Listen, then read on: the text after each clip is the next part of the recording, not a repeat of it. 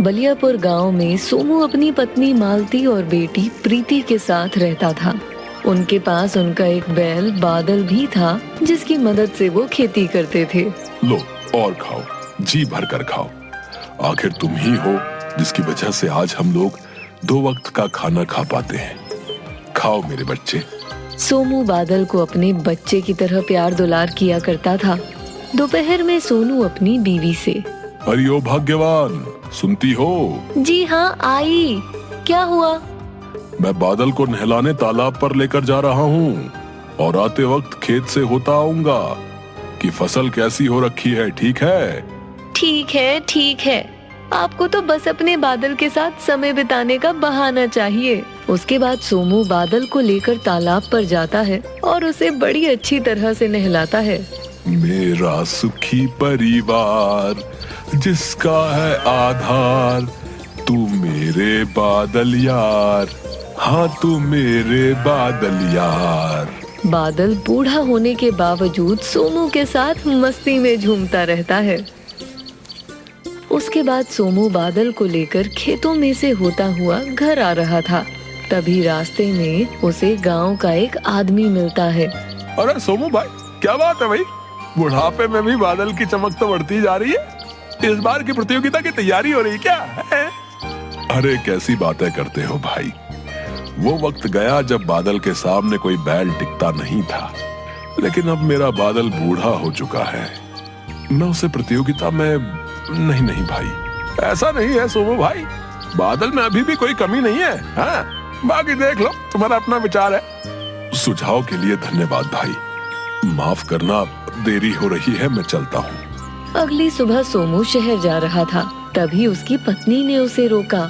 सुनिए जी, मैं कह रही थी कि आप जाते जाते बादल को भी ले जाइए। मैं इतनी गर्मी में बादल को ले जाकर क्या करूँगा? बेचारा परेशान होगा। देखिए, अब बादल बूढ़ा हो गया है और ये हमारे किसी काम का नहीं। अब ये खेतों में काम नहीं कर सकता है। तुम पागल हो गई हो क्या? कैसी कैसी बातें कर रही हो? मैं सही कह रही हूँ। हम अपने खर्चे की पूर्ति ही जैसे तैसे कर पाते हैं। अब बादल का खर्चा बिना कमाए कैसे उठाएंगे? तुम जानती भी हो कि बादल ने कितनी खराब परिस्थिति में हमारा काम किया है। आप मेरी बात मानिए और इस बूढ़े बैल को बाजार में कसाई के यहाँ बेच आइए, क्योंकि अब हम इस बैल को नहीं पाल पाएंगे। हमने बैल को कभी नहीं पाला, बल्कि बैल ने सदा से हमारा परिवार पाला है। मुझे बैल से कोई परेशानी नहीं है, लेकिन मैं भी हमारी हालत को ध्यान में रखकर बोल रही हूँ। मैं आज नए बैलों की जोड़ी ले जाऊंगा, लेकिन बादल इस घर से कहीं नहीं जाएगा। मैं भी बादल से प्यार करती हूँ, लेकिन मजबूरी के हालात देखकर मैं बहक गई थी। कोई बात नहीं, मैं अब शहर जा रहा हूँ। सोमू शहर में गया और उसने देखा कि वहाँ कुछ किसान पशुओं को बेच और खरीद रहे हैं। अरे ये भी सही है, सभी लोग मुझे जल्दी मिल गए हैं। अब यहाँ से एक सुंदर सी बैलों की जोड़ी खरीद कर घर ले जाऊंगा। मालती बहुत खुश होगी। सोमू व्यापारी महकार के पास गया। आइए आइए सोमू, और क्या हाल है? जी भैया, आपकी कृपा है। मैं एक बैलों की जोड़ी लेने आया हूँ। बैलों की जोड़ी तो मैं तुम्हें दे दूंगा, चाहे एक की जगह 2 ले जाओ, लेकिन बदले में मुझे बादल चाहिए भैया। बादल? वो अब किसी काम का नहीं है। वो तुम्हारे खेतों में काम नहीं कर पाएगा। अरे भैया, सभी चीजों की जिम्मेदारी मेरी है, तुम सिर्फ बादल दे दो। मैं बादल को बेचना नहीं चाहता, और वैसे भी उसे अब कोई नहीं खरीदेगा। मैंने पहले भी कई बार समझाया है और आज भी प्यार से समझा रहा हूँ कि चुपचाप बादल को मुझे दे दो।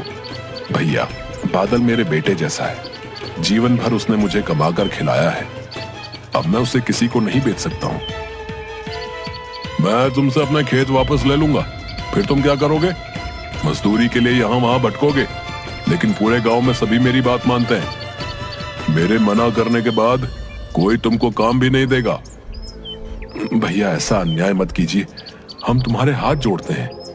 फिर सोच लो कि तुम बादल को मुझे बेचोगे या नहीं। चाहे मेरे कितने भी बुरे दिन आ जाए, लेकिन मैं बादल को तुम्हें नहीं दे पाऊंगा। उसने मेरा बहुत साथ दिया है। अब उसके बुढ़ापे में मैं उसका साथ नहीं छोड़ सकता हूँ। ठीक है, फिर तुम याद रखना कि तुम्हें बादल को ना बेचने की भारी कीमत चुकानी पड़ेगी, समझे?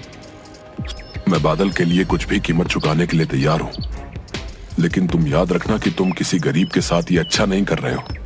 सोमू बिना बैल खरीदे ही वापस घर की ओर निकल गया। वहां उपस्थित एक अन्य व्यापारी ने महकार से पूछा, महकार भाई, सोमू का बैल बूढ़ा हो चुका है, तुम उसको खरीदने पर क्यों तुले हो? तुम नहीं जानते कि उस बैल में क्या है? मैं उस बैल को खरीद कर बैलों की दौड़ प्रतियोगिता में दौड़ाना चाहता हूँ। मैं कुछ समझा नहीं। वो बूढ़ा बैल कैसे दौड़ पाएगा? और अगर ऐसा होता तो फिर सोमू भी उसे दौड़ा सकता था।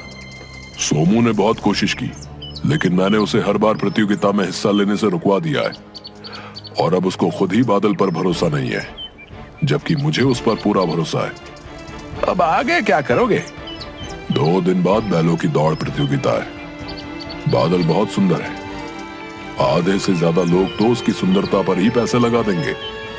मैं एक दिन में बहुत सारे पैसे कमा लूंगा, और फिर ये संख्या बढ़ती जाएगी, क्योंकि मैं आखिर तक पैसे कमाऊंगा। हाँ सही है, मेरे हाथ अब सोने का बैल लग गया है, सोना ही सोना होगा। दोनों खिलखिलाकर हंसते हैं। अगले दिन सोमू और मालती दोनों उदास बैठे थे। तुम बिना सोचे समझे फैसले ले लेते हो। मैंने पहले ही कहा था कि इसको बेच दो। ये हमारा भाग्य है कि कोई स्वयं चलकर इस बूढ़े बैल को खरीदने आ रहा है। अब तुम भी मेरी बात नहीं समझ रही हो। मैं सारी बात समझती हूँ। मेरे लिए भी बादल बहुत प्यारा है, और उसके अलावा हमारा कोई नहीं है। लेकिन महकार बहुत खतरनाक व्यक्ति है, हम उसका सामना कभी नहीं कर पाएंगे। हाँ, मैं भी यही सोच रहा हूँ। महकार जो बोलता है वो करता है। अब वो बादल को हमारे साथ नहीं रहने देगा।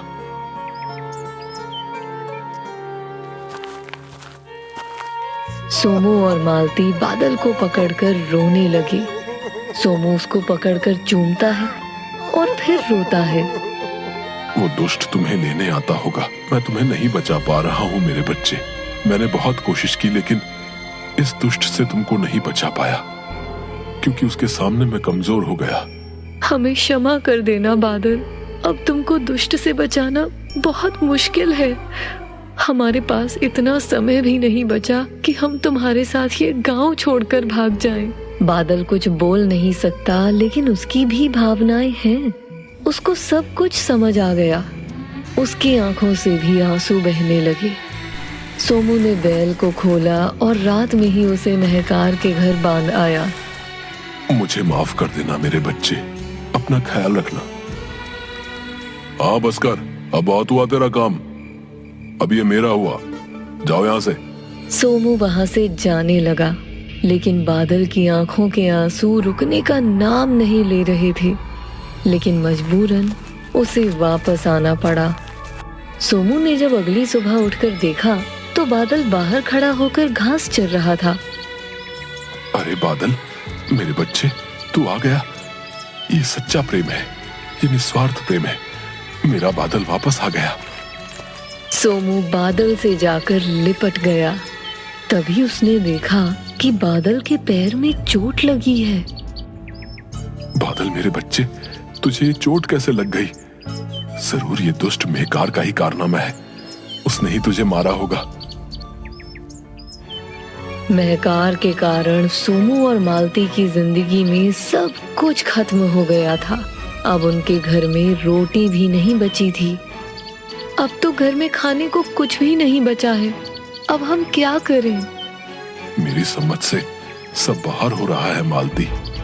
तभी बादल उन दोनों को परेशान देखकर अपनी जगह से चलकर पास ही रखी बैलगाड़ी के पीछे के हिस्से के पास जाकर खड़ा हो गया और अपने सींगों से उसे उठाने की कोशिश करने लगा। ये सब देखकर सोमू और मालती रोने लगे। मजबूरी में सोमू ने बादल को बैलगाड़ी से जोड़ा और दिन भर सामान ढोने का काम किया। आज हमारे बुरे समय में बादल ही काम आ रहा है। मैं बादल से बिल्कुल भी इतना ज्यादा काम नहीं लेना चाहता था, लेकिन आज बादल ने बेटे से बढ़कर फर्ज निभाया है। उसने टूटी टांग से भी हमारे लिए रोटी कमाई है। सोमू और मालती दोनों की आंखों से झरझर आंसू बहने लगे। तभी वहां महकार आ गया। अब मुझे ही इस बादल को लेने आना पड़ा। इसकी टांग तोड़ने के बाद भी ये नहीं माना।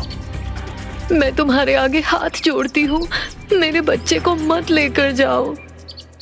हाँ, बादल को छोड़ दो। इसके बदले हम जीवन भर के लिए तुम्हारे गुलाम हो जाएंगे। आज प्रतियोगिता है, मैंने बादल का नाम लिखवा दिया है और अब बादल मेरा है। मैं इसके लिए तुम्हें अब एक भी पैसा नहीं दूंगा। तुम मुझे मार दो और बादल को ले जाओ, क्योंकि मैं अपने जीते जी बादल को नहीं ले जाने दूंगा। देखो, मुझे बहुत देर हो रही है, इसलिए जाने दो, नहीं तो अच्छा नहीं होगा। मैं सच में तुम्हें मार दूंगा। महकार ने सोमू को धक्का मारा और बादल के गले में बंधी रस्सी को हाथ में फंसाकर चलने लगा।